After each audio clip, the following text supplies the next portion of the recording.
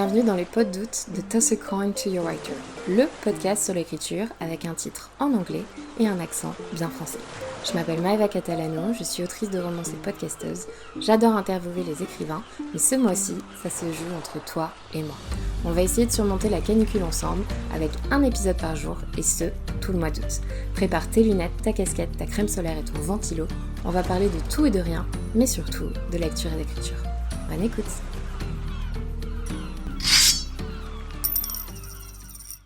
Bonjour à tous et à toutes, bienvenue dans ce nouvel épisode de Toss a Coin to Your Writer. Vous écoutez le 24e épisode des pods d'août. Nous sommes aujourd'hui le 29 août. Il nous reste donc 3 épisodes en comptant celui-ci. Je vous invite, si ce n'est pas déjà fait, à écouter l'épisode précédent, en tout cas les premières minutes, parce que je vous parle des sujets qui me restent dans ma liste, ceux que vous pouvez donc choisir pour terminer.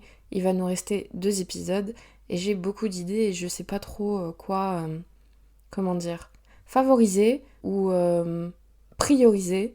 Donc n'hésitez pas à me souffler un sujet qui vous intéresse plus que d'autres. Et ils sont dans l'épisode 23. Voilà. Alors, sans plus de cérémonie, aujourd'hui on va faire un « Tu préfères ?» Donc des dilemmes d'écriture. Je vous en parlais un petit peu hier avec un exemple du style « Tu préfères ne plus jamais écrire de romance ou ne plus jamais finir une saga style de Tom Compagnon ?» Aujourd'hui, on va faire sur l'écriture. Peut-être qu'un jour, je ferai un numéro semblable sur la lecture. Mais ça serait cool si vous faisiez cet exercice avec moi. Donc n'hésitez pas à partager sur les réseaux sociaux ou si vous avez vous-même votre podcast, à partager vos réponses ou à répondre comme d'habitude. C'est un podcast, alors bien évidemment c'est pas super interactif, mais les réseaux sociaux et les commentaires existent en fonction de la plateforme sur laquelle vous m'écoutez. Alors n'hésitez pas à me partager vos impressions. On va commencer, j'ai essayé de pas trop lire justement les dilemmes que vous m'avez envoyés et comme ça au moins je réfléchis en direct et je ne prépare pas de réponse en avance. Alors, la première question, le premier dilemme. Tu préfères ne plus jamais écrire de description de lieu ou ne plus jamais écrire de dialogue? Alors ça, c'est difficile pour moi. Parce que, vous le savez, j'adore écrire des lieux. Alors, je suis pas non plus Tolkien ou Flaubert ou Zola, on est d'accord. Je vais pas mettre 4 pages pour vous décrire une porte. Mais comme en ce moment, mes récits se passent à l'étranger, j'aime beaucoup vous donner une impression d'y être, quoi. Donc que ce soit un musée, un café, un monument, etc. Mais c'est vrai que peu importe ce que j'écris, peu importe le genre, les dialogues sont quand même très importants. Et si je me fie à mes romans actuels, des romances, alors on pourrait très bien voir des personnages qui se séduisent sans se parler. Je pense que ça peut être un exercice très intéressant, voir avec les expressions du visage, les yeux, ce genre de choses. Mais compliqué. Donc ouais, je vais choisir les dialogues, même si ça me fait mal de ne plus jamais décrire de lieu. Il y a peut-être une autre façon. Si on peut décrire les vêtements et peut-être des objets, je pourrais peut-être tricher de ce côté-là. Ensuite, tu préfères devoir écrire chaque phrase 3 fois ou devoir couper de 50% ton texte une fois terminé? Alors, je pense que la question, elle est vite répondue, sans vous sortir une mauvaise ref, parce que, alors, je n'arrive pas à couper mes textes. Plus je relis mes textes, plus j'ajoute des trucs. Je n'arrive pas. Non seulement je suis une autrice escargot, mais je pense qu'on pourrait peut-être même dire que je suis une autrice éléphant, quoi. Je sais pas du tout faire court, parce que, j'ai envie que ça dure. C'est pour ça que je suis fan du slow burn. Donc si je coupe 50% de mon texte, par exemple sur mon manuscrit actuel là, mais le développement va paraître tellement rapide et étrange. Donc réécrire une phrase chaque fois, 3 fois. Chaque phrase 3 fois. Au moins je suis sûre qu'elle soit clean. De toute façon c'est pas si éloigné de la vérité. Hein. C'est juste chiant si c'est obligatoire à chaque phrase, ça va être très très très long. Mais en vrai je repasse...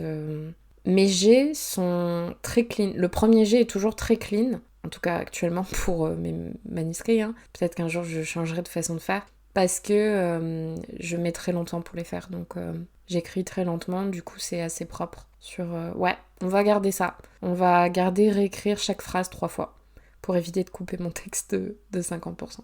Tu préfères que tous tes personnages principaux aient des défauts importants ou qu'ils soient tous irréprochables mais ennuyeux? Bah ça c'est pas un dilemme. Je préfère tous qu'ils aient des défauts importants ou majeurs. Parce que c'est déjà le cas. J'ai des personnages qui sont carriéristes qui n'ont pas d'amis, j'ai des personnages qui sont impulsifs et je sais qu'ils embêtent, pour rester poli, et les autres personnages et les lecteurs. J'ai des personnages qui ne savent pas communiquer, j'ai des personnages qui ont des problèmes de confiance en eux, ou de problèmes de confiance tout court d'ailleurs, donc ouais non, irréprochable mais ennuyeux, qui a envie de lire un personnage comme ça en fait? À part si c'est pour le démonter ensuite d'une autre façon, de le déconstruire, non, enfin, peu importe, même pas le fait d'écrire, enfin, j'ai pas envie de lire ça. J'ai pas envie de voir à l'écran non plus un personnage qui est parfait et on se demande c'est quoi le problème quoi. Si c'est ennuyeux, enfin, moi je vais pas avoir envie de l'écrire et vous pas envie de le lire. Du coup c'est pas vraiment un dilemme, ça va, c'est facile à choisir. Tu préfères que ton protagoniste soit détesté par les lecteurs ou que ton antagoniste soit plus aimé que le héros? Alors là, on va changer de genre parce que même s'il y a parfois des antagonistes en romance, bon, à part le cliché de la mean girl, donc on va dire, je reviens à tout ce qui est imaginaire, urban fantasy, science-fiction, etc. Je préfère que l'antagoniste soit plus aimé que le héros parce que ça veut dire que le héros sera aimé quand même, mais juste que j'ai créé un vilain, un méchant, si bien qu'on l'adore quoi. Après ça me choque pas hein, parce que si un méchant est bien écrit, là je réfléchis par exemple au Darkling de Shadow and Bone, que ce soit la série ou les livres. Il y a toute une partie du fandom qui préfère quand même le dark side au héros, donc à Lina et Mal. Hein. Donc non, ça me choque pas. Par contre, ça m'embêterait effectivement que le protagoniste soit détesté. Franchement, non, ça serait chiant. Que tout le monde l'aime pas, surtout si c'est de son point de vue. Donc ouais, on part sur le méchant. Qu'il soit plus aimé que le héros, ça veut pas dire que le héros n'est pas aimé, mais un petit peu moins. Et ça serait cool un jour que j'arrive à écrire des méchants aussi charismatiques, parce que c'est pas le cas pour l'instant.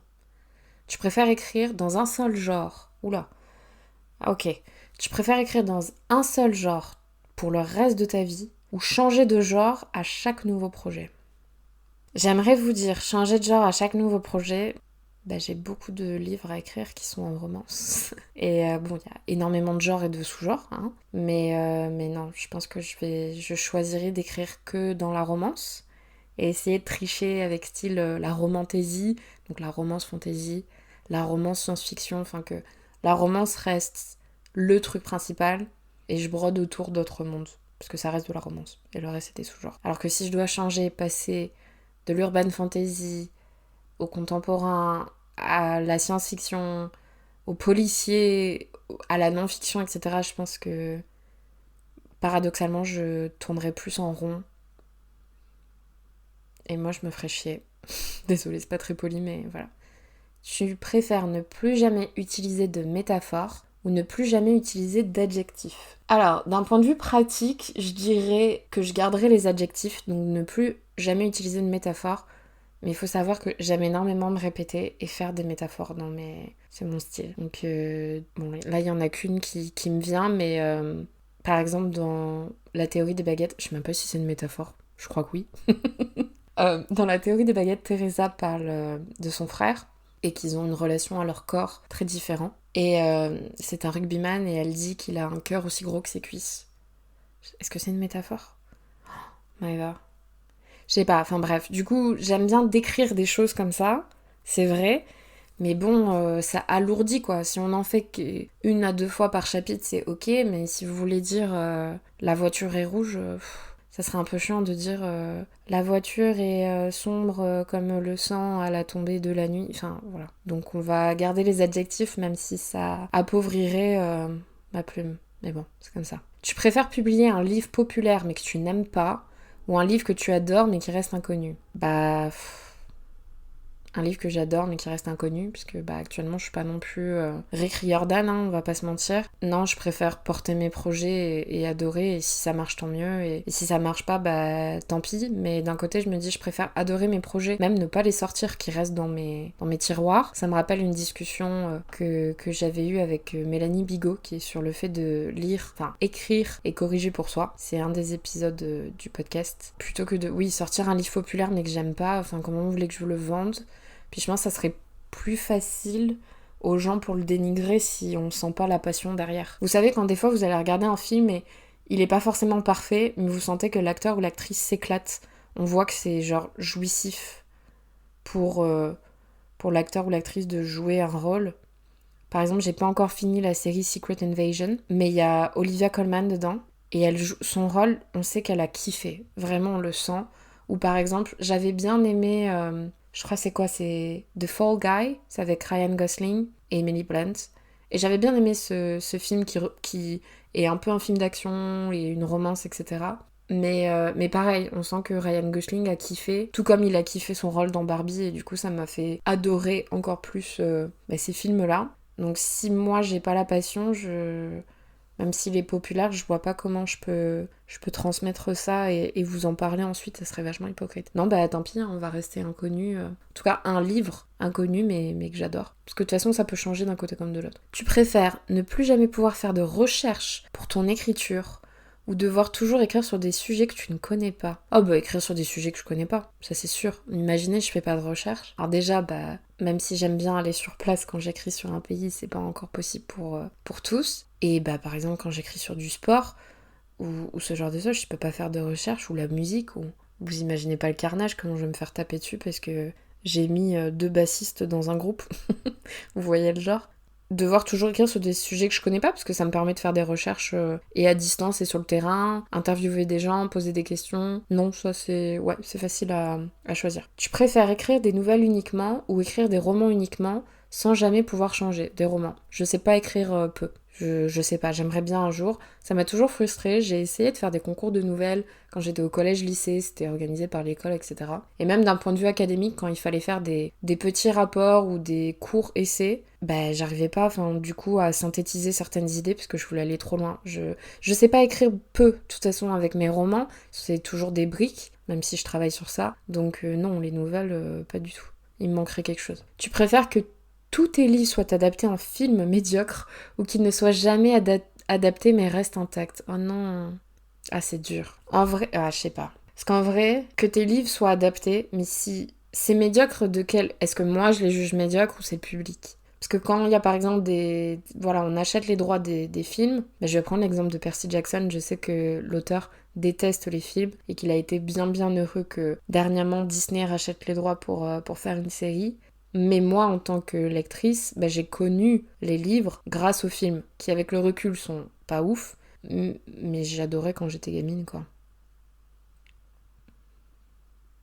Ah, je sais pas, en vrai. Ça dépend de quel œil. Mais oui, si moi je les trouve médocs et que c'est... Parce que ça dépend de l'échelle, si c'est le public, bon, c'est comme ça. Je pense pas adapter. Adapter en film médiocre.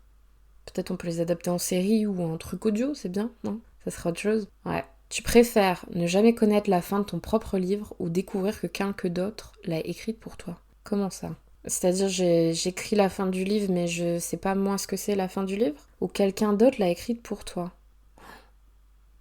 Je veux dire, va bien falloir que je la connaisse si j'écris la fin du livre. Mais non, ça c'est sûr, par contre je laisserai pas quelqu'un écrire pour moi. Non, je vais te mettre de mon bateau. Tu préfères écrire à la main tout ce que tu fais ou écrire uniquement à l'aide d'un logiciel de dictée vocale? Le fait que ça soit uniquement, c'est chaud. J'aime bien écrire à la main, mais pour un roman, ça va être la galère. Donc je pense la dictée vocale, parce que moi, ça écrit sur un logiciel et ça sera tapé. Donc ensuite, pour corriger, etc., ça sera mieux. Mais c'est vrai que des fois, j'ai l'impression que mes idées vont plus vite que mon cerveau ou que ma bouche. Donc je vais quand même rester sur dictée vocale, même si pour relire ensuite les phrases, ça risque d'être coton s'il y a une idée qui en saute une autre, quoi. Bon, je vais essayer d'en faire encore 2 ou 3, s'il y a une longue liste. Non, ça là, ça ressemble un peu à ce qui a été dit avant. Tu préfères que ton œuvre soit mal traduite en plusieurs langues ou qu'elle soit bien traduite, mais uniquement dans une langue?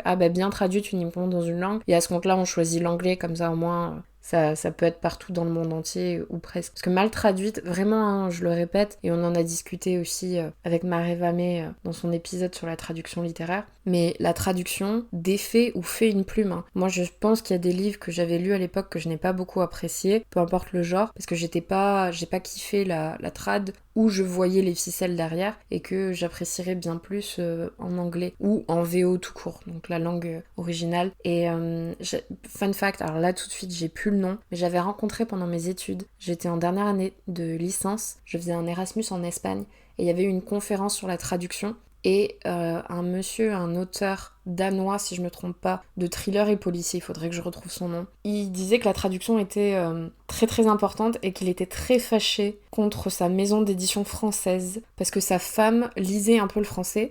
Donc quand ils ont reçu la traduction française, sa femme a voulu le lire et ils se sont rendus compte que c'était n'importe quoi, qu'il y avait plein d'erreurs, qu'il y avait plein de contresens et qu'en gros ça avait bousillé son livre et ses intentions. Et donc ils ont pu après reprendre avec un autre traducteur et sa femme qui connaissait la langue, il avait dit clairement que s'ils rencontraient le ou la traductrice, ils en viendraient sûrement aux mains, avec humour, hein, mais... Donc non, je préfère ne pas être traduite du tout, hein, pour être mal traduite, c'est pas la peine. Tu préfères écrire dans un monde où il n'y a pas d'internet pour faire la promotion, ou écrire dans un monde où tout est publié directement en ligne, sans éditeur. Donc en gros, que des plateformes en ligne, ou pas d'internet pour faire la promotion. Bah ça dépend, parce que si t'es en auto-édition, du coup, pour pas faire la promotion sur internet, c'est compliqué. Alors que bon, si t'es en circuit traditionnel, c'est plus facile avec les maisons d'édition et les librairies, ça fait pas tout. Mais je pense qu'en vrai, il faut vivre avec son temps et j'essaierai d'être publiée directement en ligne.